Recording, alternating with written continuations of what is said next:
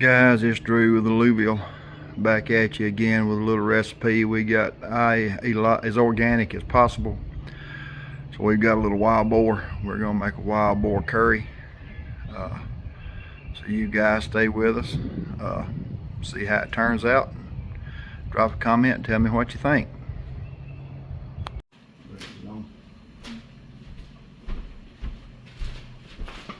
Good afternoon, you guys. We're gonna make us a wonderful wild hog or wild boar curry.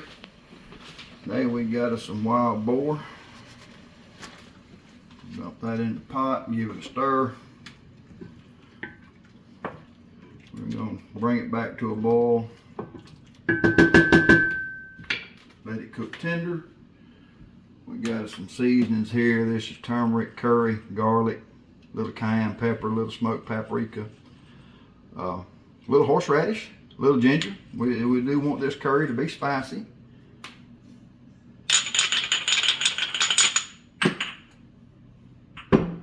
Man, I wish y'all could smell that.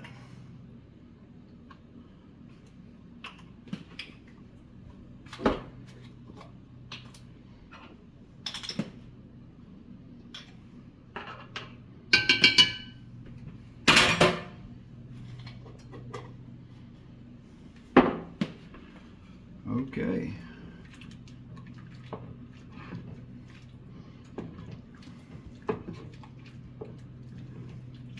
Like I said, guys, we're going to bring that back to a boil, reduce it to a simmer, let it simmer an hour and a half, get real tender. We want the meat to be fork tender. Then we're going to add our veggies, green onion, yellow onion, potatoes, some mushrooms, and some butternut squash. We're going to add all that. When those cook tender, we'll have a wonderful, delicious curry. So y'all check back with us in a little bit.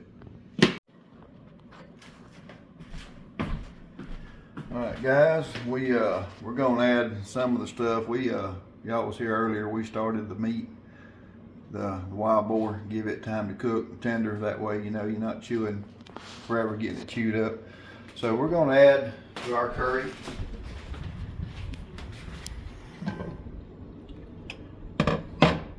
In here we've got some white onion, red onion, some bell pepper, some green onion. We're going to add that.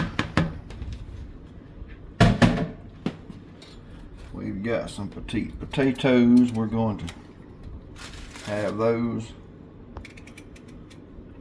Them purple potatoes is just plumb cool, aren't they?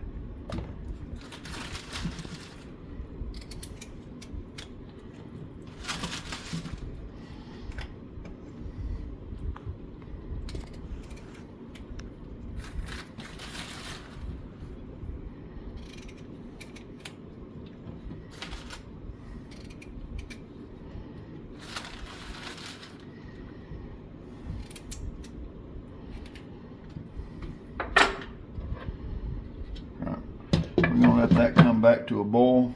Let the potatoes, we're going to let those veggies cook for about 15 minutes until they start to become tender, and then we're going to add the final two veggies, which is butternut squash and mushrooms, because we don't want those cooked to a mush.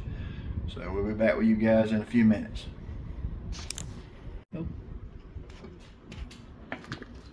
Okay guys, that's starting to come back to a boil. Very, very colorful. The color of the veg is very, very colorful dish. When we add the butternut squash and the mushrooms, it will brighten it up considerably. I've tasted this. It's a little bit spicy. It's not unbearable, but it's got a kick to it. And I could calm that down with some coconut milk, but I don't have any. So we're just gonna have to eat some spicy curry, which is kind of the point. So hang in there, we'll get it done. Okay guys, we're gonna add the mushrooms. Got the rice going. We're gonna spoon this curry over rice. When those mushrooms start to become tender, I'm gonna add the squash.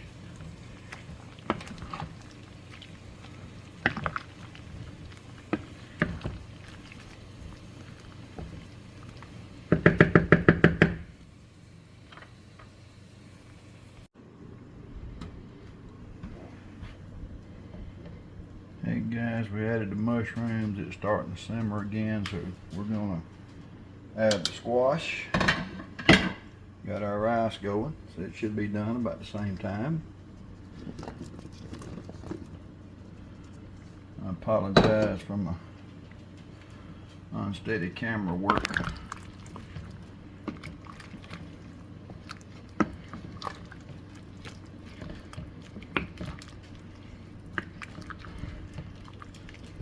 And I use the butternut squash in lieu of pumpkin. I would rather have had pumpkin, but as it is not pumpkin season, I guess you can see the difficulty there. Now we're gonna let that simmer about 10 minutes, and it'll be ready to plate. Y'all stay with us.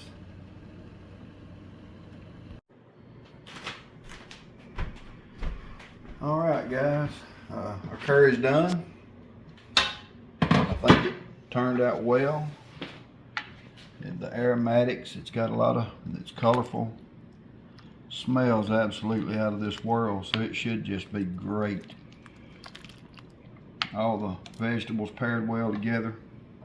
So we're gonna get us some rice.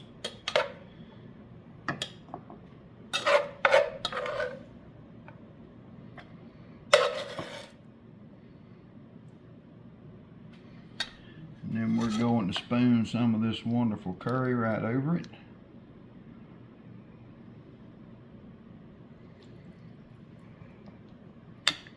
Try to get a little of the broth.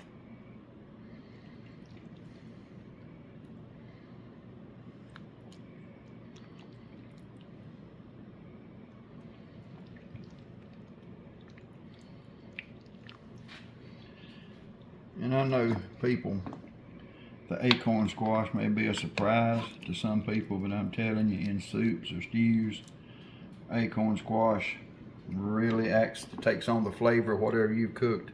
It's really good. So we're gonna say the blessing and eat. Y'all stay with us, and we will see you guys on the next one.